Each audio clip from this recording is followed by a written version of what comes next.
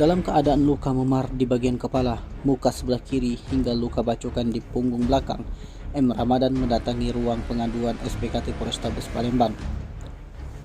Warga Perum Kriya Asri, Blok P, Kecamatan Gandus, Palembang ini membuat laporan polisi karena sudah menjadi korban pengeroyokan di Jalan Alamsah, Ratu Prawira, tepatnya di depan Hotel Galaxy Musi 2, Kecamatan Gandus, Palembang.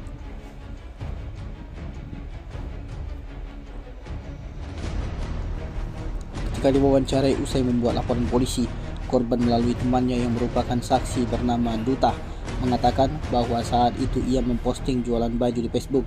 Kemudian terlapor yang tidak dikenalnya tertarik dengan mengajak COD. Tak banyak bicara, terlapor beserta rombongan langsung melakukan pengeroyokan hingga membuat saksi dan korban kabur.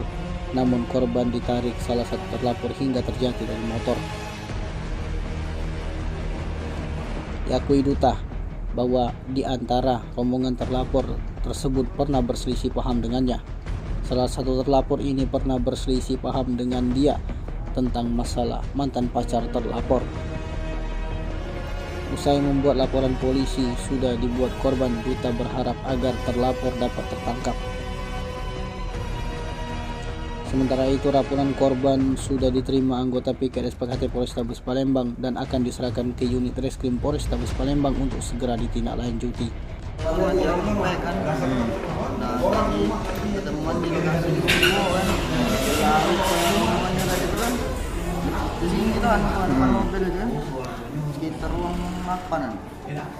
Terus si Bungo tadi ngecek kan, pengeluaran itu kan, jalan yang 8 hilang kita teman mau suruh jalan. Jadi siapa kena gebuk? Kami mengebuk apa? Oh, luka apa be? Luka di mana jadi? Belakang. Di belakang. Selang ngeroyok kamu tuh kemana mereka? Selang ngeroyok kamu kemana mereka? Tahu, jalan. Mereka berlari, apa kamu yang berlari? Kami jalan. Kamu berlari.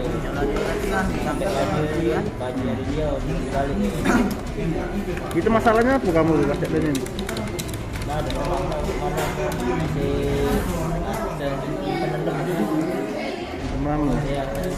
Kenal. Tim Liputan Simsel ABTV melaporkan.